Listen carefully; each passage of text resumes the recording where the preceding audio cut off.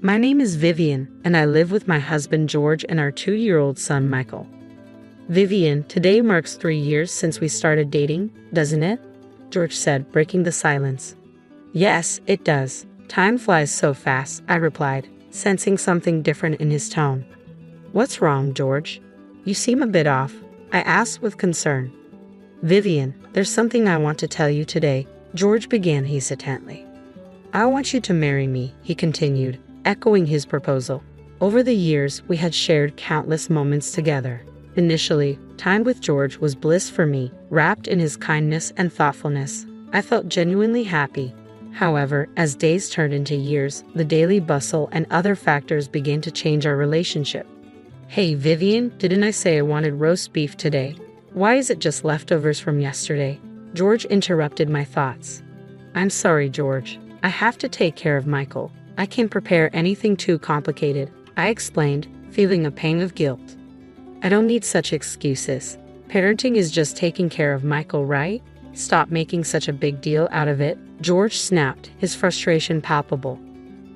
Working at my parents' company is tough. Well, I'm going to be the next president, so I have to endure it, he continued, his tone condescending. George worked at my in-laws' company, spending his days buried in work. Despite this, his efforts often seemed ordinary, and he struggled to meet his quotas. Who's making a big deal here? I don't need dinner tonight. Oh, I might not come home tonight. I have golf with a senior from work tomorrow. So take care of things at home and make sure to prepare a proper dinner tonight, okay? George's words stung, leaving me speechless. The taste is so bland. You really can't do anything right nowadays, he remarked later that evening, further straining our already tense atmosphere. Smiles and meaningful conversations like those in our early days of marriage dwindled, replaced by George's frequent absences. Even on weekends, he prioritized outings with friends and hobbies over family time. During maternity leave, I dedicated myself to protecting our family, waking early to care for Michael and manage household chores. Despite my efforts, exhaustion and unspoken feelings toward George began to weigh heavily on me. Occasionally, I found solace in memories of our early marriage, the happy moments and George's infectious smile. Yet it was clear that things had changed. Mom, Michael hugged me with a smile. Michael's innocent joy brought a brief respite. Lately, he had started calling me Mom more often, a small comfort in the midst of growing distance between George and me. I spent my days hoping our relationship would rekindle as Michael grew. However, deep down, I knew our bond had already cooled. One morning, as I tidied the room before George left for work, I noticed him descending from the second floor, not in his usual suit, but in casual clothes I had never seen before. They must be new. Aren't you supposed to be at work today? I asked, puzzled. I'm going to work. I don't need a suit today, George replied dismissively. Seriously, stop nagging me. If I say it's fine, then it's fine. Don't butt in every time, he retorted sharply, leaving me at a loss for words. I was just asking, that's what's annoying. Anyway, I'm leaving now, George said, his departure through the front door feeling like an escape. I couldn't shake the feeling that he wasn't heading to his office. Where was he going? I tried not to dwell on the answer. The distance between George and me seemed to widen with each passing day. Our conversations became scarce, tinged with a cold atmosphere. The smiles and kindness from our past felt like distant memories. Now, his words were laced with criticism and sarcasm. Whether he commented on my cooking or cleaning, his sharp remarks pierced my heart. Was it all my fault? Days were spent in self-doubt, questioning why our relationship had changed so drastically. Time passed without clarity. Despite my efforts in managing the household and caring for Michael, it never seemed enough for George. The decrease in conversation and his cold demeanor hurt deeply. His once kind and considerate words had been replaced by constant critique. Something inside me broke. My love for George faded and memories of happier times became distant. A sense of indifference replaced the emptiness in my heart. What was the point of everything I had done so far? Mom, look, I made this. Michael's voice interrupted my thoughts. Oh wow, that's amazing. Did you draw this? I asked, genuinely impressed. Yeah, this one's a dog, and this is a cat, Michael explained proudly. You're really good at drawing, Michael. I praised him, his smile warming my heart. As time passed, my feelings shifted. As my love for George waned, my love for Michael deepened. Watching him grow, I began seriously considering my future, specifically divorce. I couldn't continue in a relationship where George barely contributed to parenting, let alone fulfilling his role as a father. The prospect of liberation from George seemed more overwhelming than daunting. However, one concern weighed on me. On the way to a promised meeting with Michael's grandparents, we arrived at their doorstep. "Hello, Mother." "Hi, Grandma." Michael greeted them warmly. "Hello, Michael. Have you grown taller again?" Grandma exclaimed with joy. "Really?" "Yay!" Michael cheered, delighted by her praise. "It's good to see you. Come on in, Grandma. Welcome us inside." "Thank you, I will." It was George's parents, my in-laws. Despite my frayed relationship with George, they had always been a source of comfort. They ran a nearby business and had shown unwavering kindness and support towards Michael and me. "That's right, I bought some delicious sweets at the station. I'll serve them with coffee now. Please have a seat and relax," Grandma insisted kindly. "Let me help," I offered. No, it's fine. You must be tired from childcare. Just have a seat. You need to rest when you can," Grandma reassured me. "Thank you, Mother," I replied gratefully. My in-laws treated me like their own daughter. Their presence was a soothing balm. They invited us over almost every week, genuinely interested in our well-being. Their voices were always kind, like comforting music to me. They cherished their time with Michael, showering him with toys and playing with him every chance they got. I experienced their kindness deeply, feeling genuinely cherished. Sometimes my father-in-law would take Michael to a nearby park because he knew Michael loved birds. He even bought him a bird book once. These thoughtful gestures deepened our bond. My in-laws listened attentively to my troubles, including issues with George and domestic difficulties. They responded with understanding and compassion. Their words of encouragement and advice filled me with gratitude, bringing a warm breeze into our home. Their kindness was a great help. "I'm worried if George is causing you trouble," my mother-in-law once remarked with a troubled smile. As my father-in-law played with Michael, I couldn't help but reply with a smile. Perhaps she sensed the complexity of my relationship with George. "No, it's fine," I assured her, though her worried smile lingered. My father-in-law also showed concern for my well-being, often creating new recipes for me, knowing my love for delicious food. His thoughtful gestures and the times he comforted me while playing with Michael brought me peace. "Michael, what kind of animal shall we see next time?" my father-in-law asked playfully. "I want to see big fish next time," Michael exclaimed excitedly. "All right, let's go to the aquarium next time," my father-in-law suggested, eliciting a joyful yay from Michael. Watching them interact, I couldn't help but smile. Michael adored his grandparents, showing them a carefree smile that rarely graced his face with George. "Vivian, feel free to talk to us about anything," my mother-in-law said kindly as we were leaving. Her words pained my heart a bit. Little did she know, I was contemplating divorce from George. I didn't want to burden my in-laws or sadden them. Even if my relationship with George couldn't be repaired, I cherished my bond with my in-laws and wanted Michael to continue enjoying his time with them. I was apprehensive about opening up to them about George, fearing their reaction. Just as these worries occupied my mind, an unexpected incident unfolded. My in-laws had kindly offered to take care of Michael, allowing me to enjoy a cafe outing with a friend. "It's been a long time since we've had a cafe like this, hasn't it?" my friend remarked as we sat down, sipping our coffee. "Really, Vivian, you've seemed busy recently," she observed with concern. "Have I?" I replied vaguely, trying to brush off the worry in her eyes. "Hey, Vivian, has something happened with your husband recently?" My friend hesitated, choosing her words carefully. "What do you mean?" I asked, tilting my head in confusion. "Well, actually, I saw something the other day. I saw your husband walking with a woman. I don't know." My friend's voice trailed off, her expression troubled. For a moment, my mind went blank. Deep down, though, a part of me wasn't surprised. Reflecting on George's recent behavior, there had been signs I had chosen to ignore. My friend held my hand silently, her eyes conveying understanding.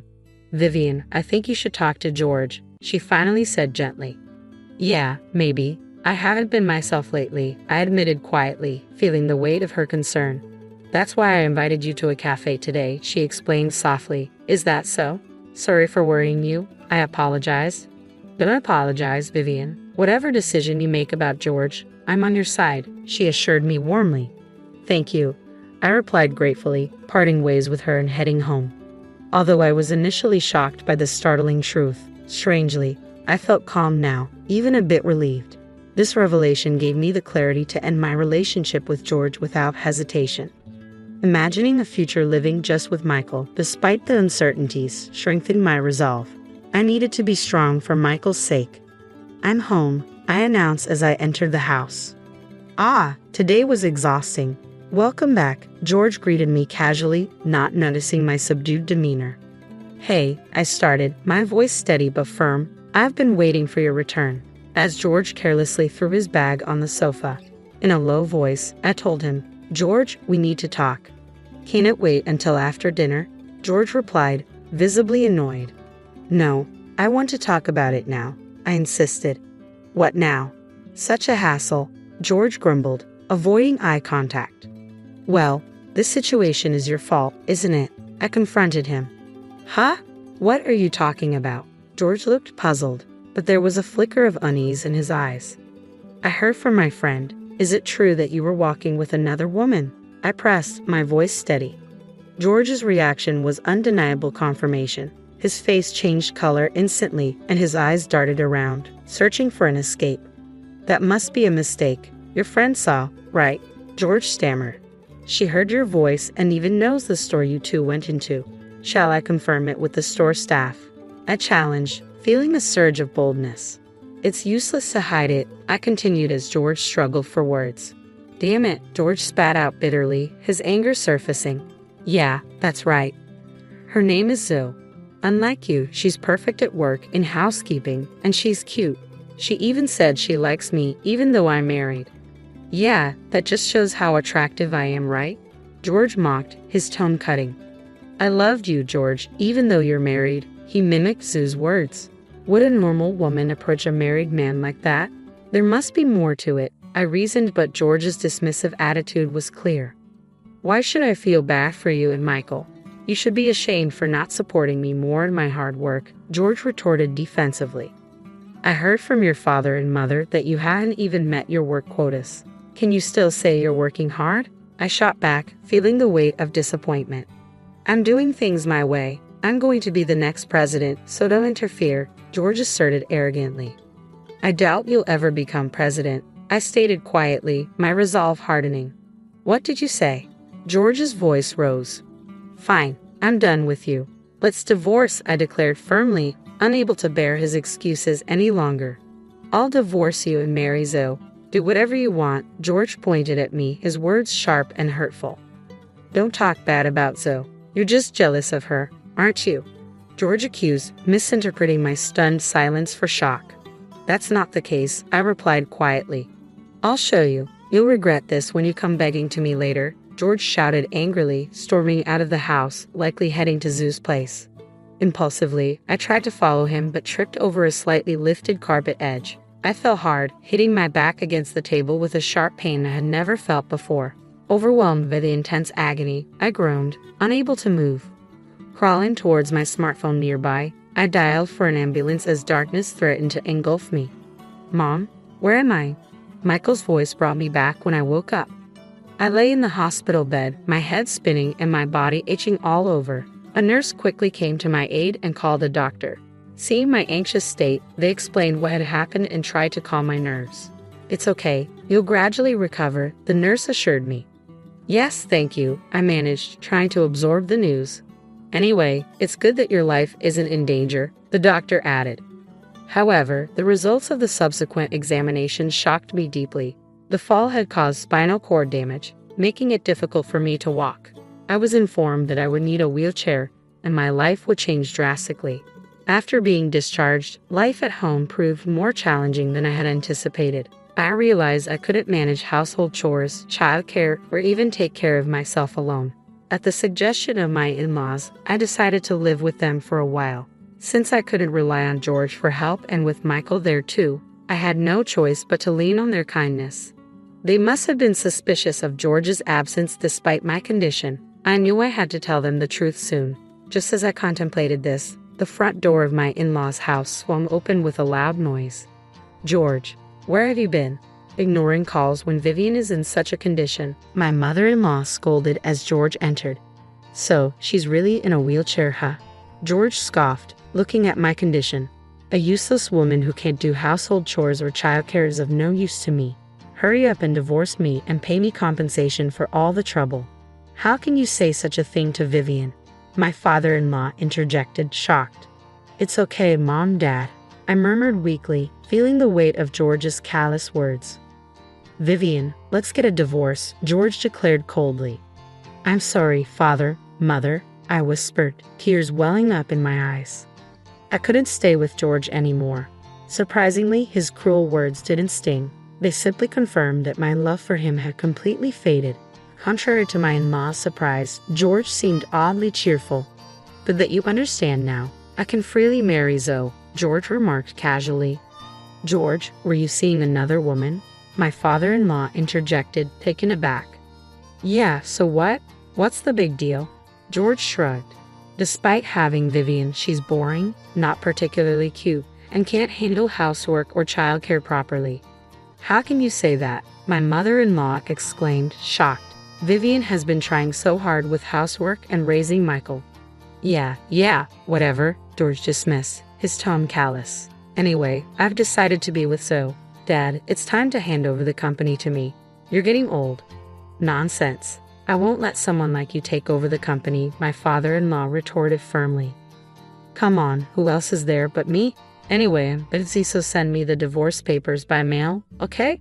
George concluded, nonchalant. After separating from George, I started a new life. Currently, I live comfortably in a house recommended by my in-laws.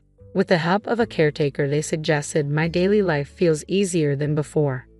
However, amidst this calm, an unexpected development awaited.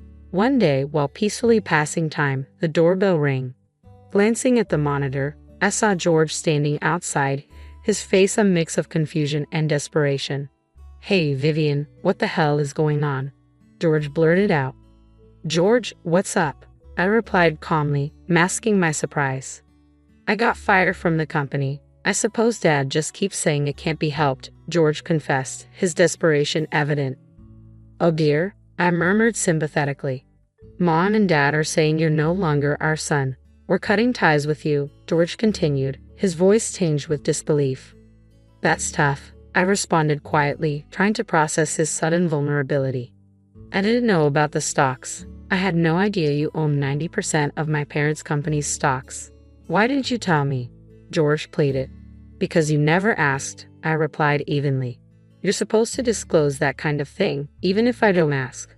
So, what do you want to say in the end? I asked, trying to gauge his intentions. You know what I want. I want you to cancel my dismissal. You're the one who fired me, right? If you own that much of the company, you can undo my firing, George implored desperately. That's right. Please, Vivian. I've been rejected from all other company interviews. No other company will hire me except the current one, George pleaded, his desperation palpable. If you thought that, you should have worked more seriously. I'll work seriously from now on, so please cancel my firing. You don't have to worry about being fired. Zoe can support you, can't she? Zoe dumped me the moment she realized I couldn't become president. She was only interested in my position, George admitted bitterly. I thought as much, I replied calmly, my heart unmoved. Please, Vivian, you're all I have left. Let's get married again. It would be better for you too, right? George proposed, his voice tinged with hope. I was stunned by his words. What are you even saying? You're in a wheelchair, right? You need my help, and Michael needs his father, George pressed, trying to sway me. My anger surged at his audacity. How dare you say such things? I'm sorry, but the lady does not wish to speak with you anymore, Jack, the helper, interjected firmly before I could respond. Huh? Who are you? George demanded, taken aback. I'm talking to Vivian, Jack replied sternly. As I said, the lady does not wish to converse with you. That can't be. Vivian needs me, George protested desperately.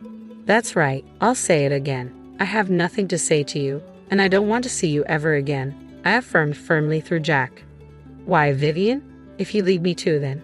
George began, but Jack forcefully turned off the monitor. I found myself oddly captivated by Jack's rare display of anger. He was slightly older than me, introduced as a helper by my in-laws. Stern yet kind, Jack had grown close to Michael and become an indispensable part of our lives. Now, what? I mused aloud, watching Jack with newfound respect. Eventually, I heard that George, abandoned by Zoe and his parents, was walking a lonely path. However, his fate no longer concerned me. Whatever his situation, he had no part in my life anymore. Supported by my in-laws and Jack, I found peace in my new home. With Jack's assistance, I managed household chores and childcare better, slowly regaining confidence in my abilities. Meeting new people and sharing smiles in my daily life, I felt my heart gradually moving in a more positive direction. Though my past with George was challenging, I had overcome it and discovered a new me. Our paths had diverged. George may be filled with regrets on his lonely path, but I was walking towards a new future. This future was filled with peaceful days and happiness, surrounded by beloved people.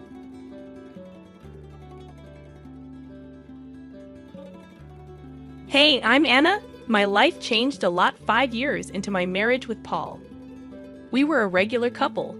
I was a teacher. He worked as a manager at an energy company, and everything was pretty simple. Then Paul's dad passed away, leaving his mom Elaine alone in their family house. That's when Paul hit me with a bombshell. Anna, we need to talk. He said seriously one night. I paused, looking up from my phone. What's up? Is everything okay? He took a deep breath and said, it's about Mom. She's alone in that old house since Dad passed. I think we should move in with her. My stomach dropped. Move in with Elaine? You know we barely get along, I protested. Paul leaned against the kitchen counter, firm in his expression. I know, but she's my mom, and she's struggling. Plus, we're just burning money on this rented apartment. I sighed, running a hand through my hair. But this is our space, our home. Moving in with your mom is a whole different ballgame. Paul pleaded, please, Anna. It's not just about the space. It's about family. Mom needs us. I felt cornered. Does your mom need us, or do you need your mom? I asked. Paul frowned. That's not fair, Anna. It's not like I'm asking you to live in a dump. It's a huge house, plenty of room for all of us. Tension rose as I questioned our life there. But eventually, I caved for the sake of peace. Moving day was uncomfortable. Elaine's house was this imposing old structure with echoing rooms and a constant chill. Elaine greeted us with a stiff smile, saying, "Welcome to my home. I expect you to respect my ways." I forced a smile, saying, "Of course, Elaine. We appreciate you letting us stay." Living with Elaine felt like living with a hawk. She had a comment for everything: how to put dishes away, how much to water the plants. One night, after a particularly harsh critique on my cooking, I exploded to Paul in our room. "I can't do a damn thing right for your mother. It's like living with a drill sergeant." Paul rubbed his temples, equally frustrated. "Anna, just give it time. She's old and set in her ways." I threw my hands up in frustration. "Great, so we just tiptoe around her till the end of time."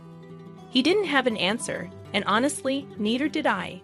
This house, with its constant surveillance and Elaine's scrutinizing eyes, was suffocating.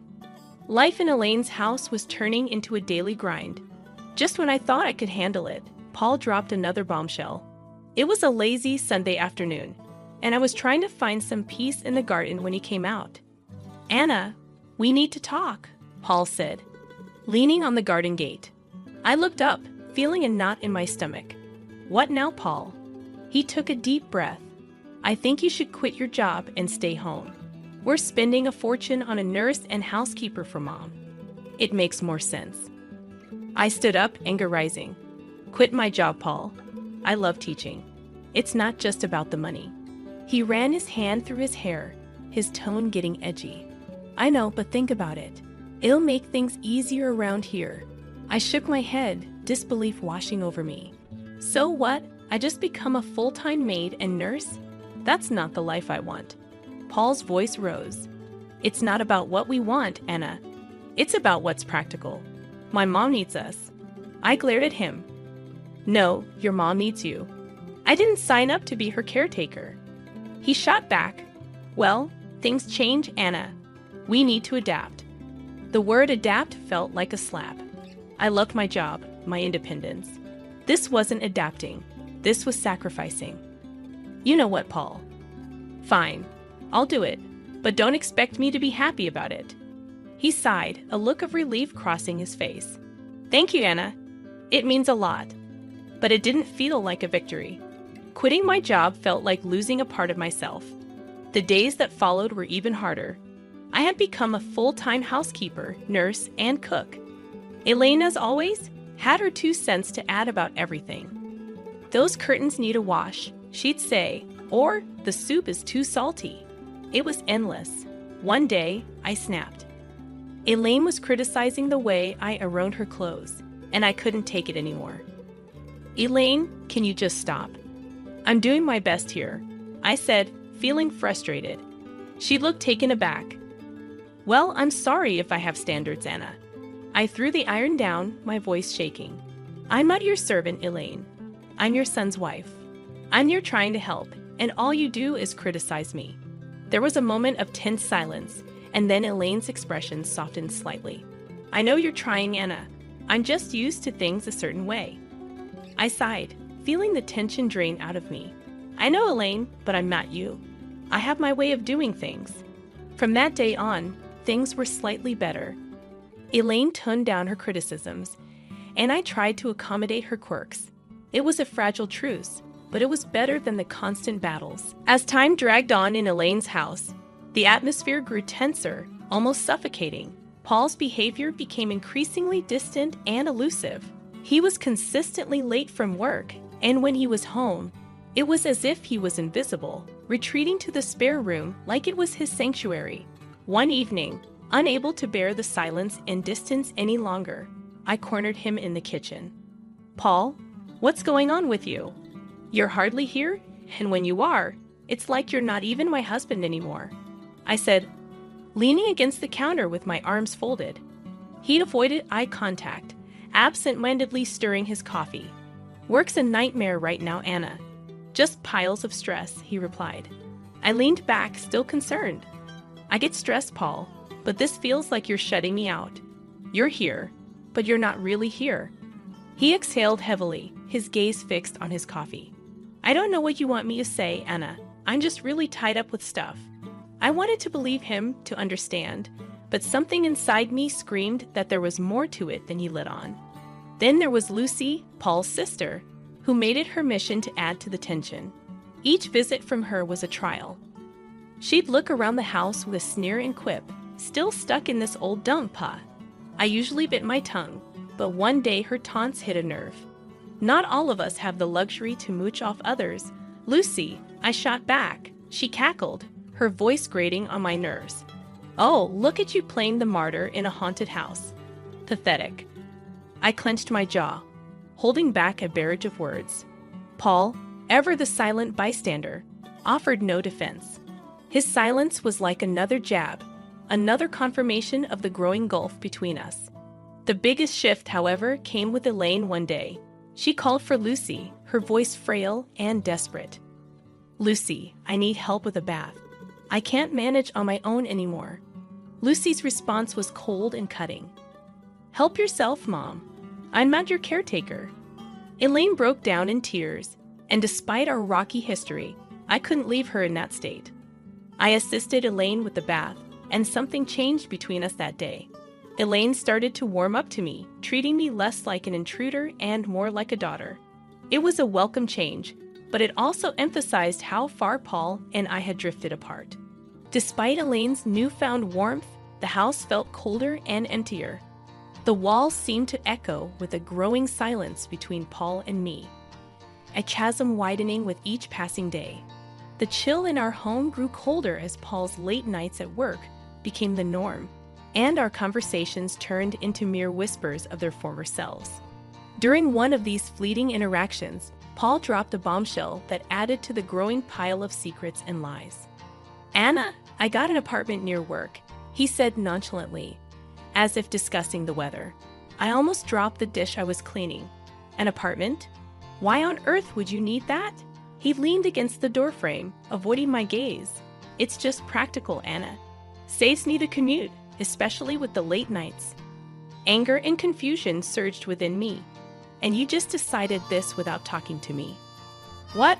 Are we roommates now? He shrugged, his indifference cutting deep. I thought you'd be happy, less stress about me coming home late. I shook my head in disbelief. Happy, Paul? This feels like you're living a double life. What's next? You'll tell me you have a second family? He sighed, rubbing his forehead. Don't be dramatic, Anna. It's not like that. I wanted to push further, to break through his nonchalant facade, but I knew it was futile. The conversation ended there, as did many of our conversations those days. The true shock came a few days later in a candid conversation with Elaine. We were in the living room, sharing a rare moment of calm when she suddenly said, "You know, Paul didn't buy that apartment with his money."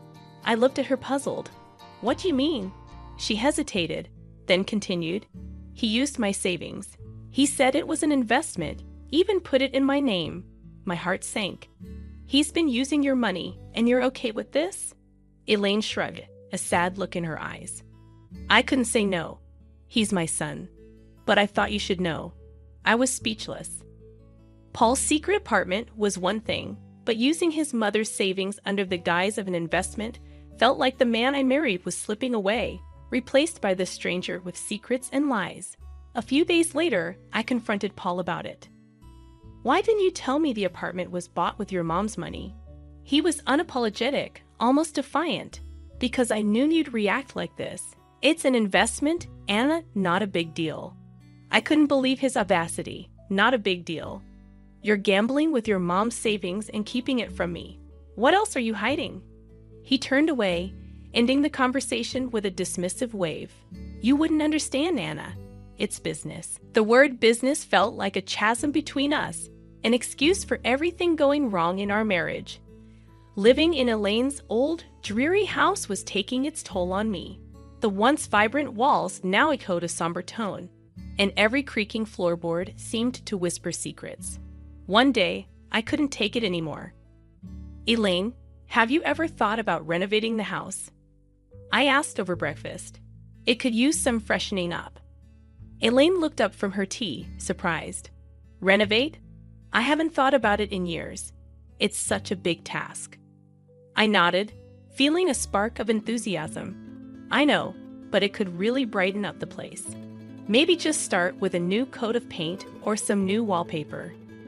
Elaine considered it for a moment. Well, I suppose it wouldn't hurt to bring some new life into this old house. But are you sure you're up for it? I smiled, eager for a project. Absolutely. It'll be a good change. And so it began. I threw myself into the renovation, painting walls, choosing wallpapers, and even attempting to restore some of the old furniture. It was hard work, but it felt good, like I was breathing life back into the house and, in a way, into myself. One day, while I was up to my elbows in paint, Paul walked in.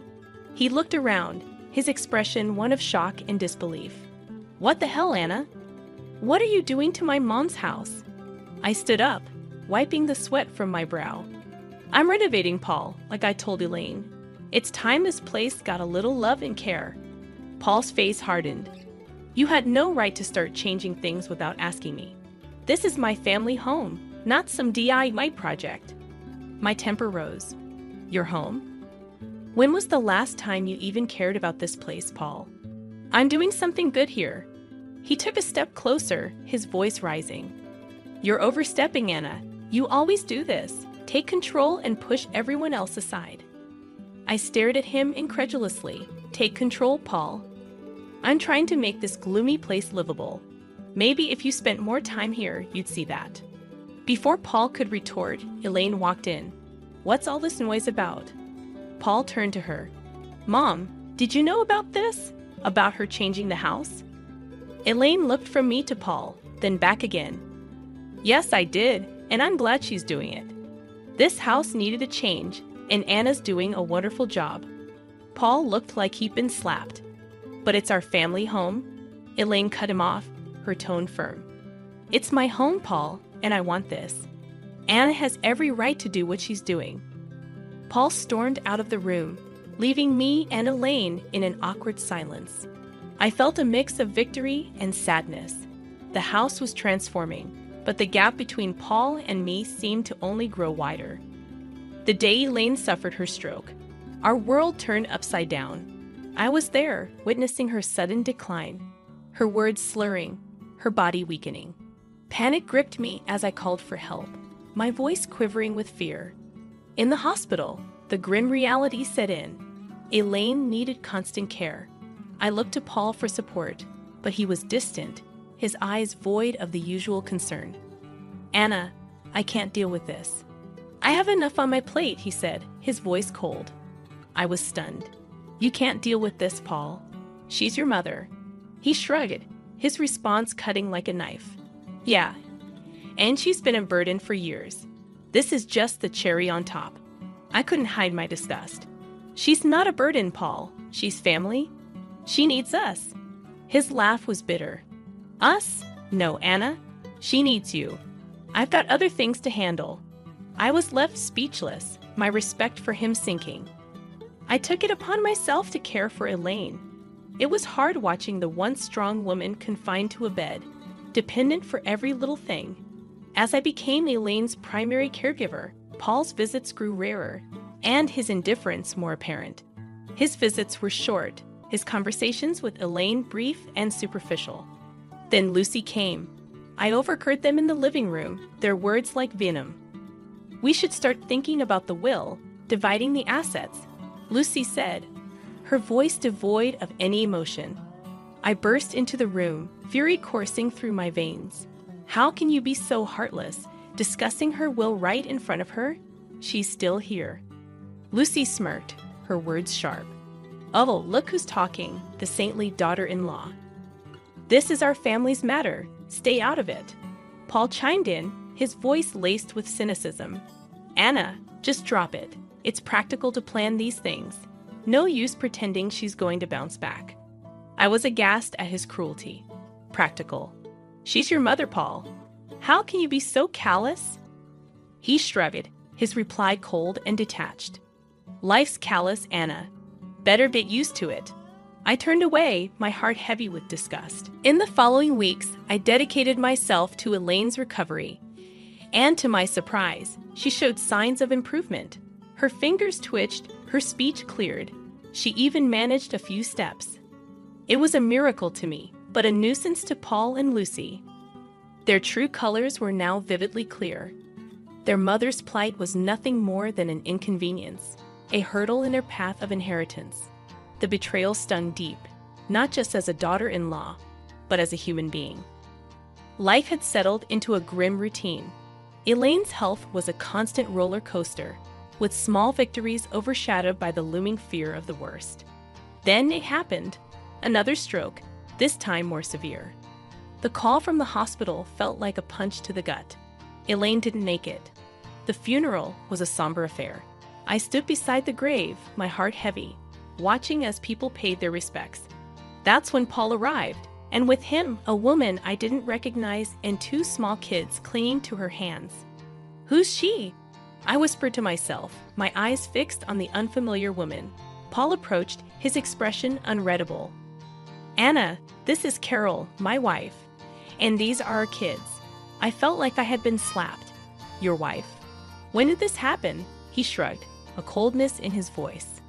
"A while ago." "It's none of your business, Anna." I was speechless, my mind reeling.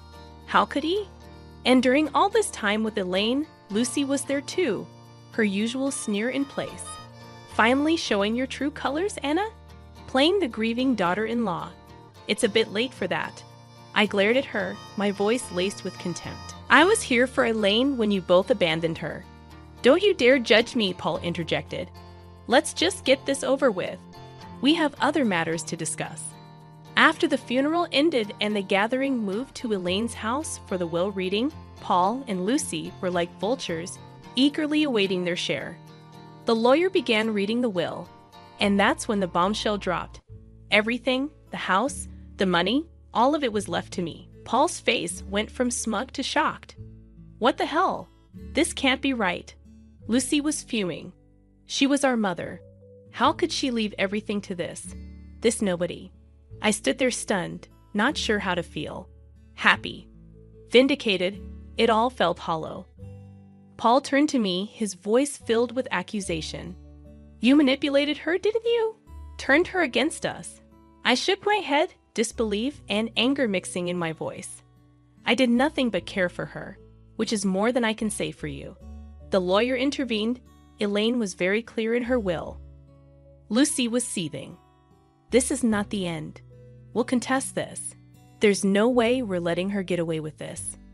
As they left in a huff, I stood there alone in the house that was now legally mine, the walls that had witnessed so much pain, betrayal, and love. I looked around, feeling the weight of Elaine's last act of kindness and the burden of a broken family. The house felt different now, like it was echoing with Elaine's last wishes. I was sitting there, holding the will, still trying to get my head around everything. Elaine had left it all to me, and Paul and Lucy were raging mad about it. They came back the next day, all fired up. You really think you can just take everything? Paul burst out as soon as he stepped in. I looked up, tired but standing my ground. Elaine decided this, Paul. It was her choice. Lucy was red in the face, yelling, You tricked a sick old lady. We won't let you get away with this. I stood up, fed up with their nonsense. Tricked. I was there for her, unlike you two. She chose to leave it to me. Paul was fuming. So you think you've beaten us? You think you can just snatch everything away? I let out a heavy sigh. I didn't snatch anything, Paul. Elaine gave it to me because she knew I actually cared. Their yelling didn't stop, but it was just noise against the truth I knew. I was there for Elaine when they weren't. The lawyer showed up with a video Elaine had made. Her voice filled the room, and she said it clear as day. I left everything to Anna because she was like the daughter I never had. She was there when my own kids weren't. She deserves it all. The room went quiet. Paul looked like he had been punched in the gut, and Lucy started crying, finally realizing what they had done. After that, Paul and Lucy left, and all their threats just fell flat. I was alone in the big house, surrounded by the past and thinking about the future. I decided to divorce Paul. It was tough, but it had to be done. He and his new family had to move to a rental place. Lucy had her own mess to deal with. Her debts and bad choices were catching up to her. As for me, I was standing in my new house, feeling sad but also kind of excited. Elaine's will wasn't just about the house and money. It was like she was telling me to be strong and make my own way. I decided to start over, use what Elaine left me to build something new for myself. The house, once a reminder of tough times, was now a place for new beginnings.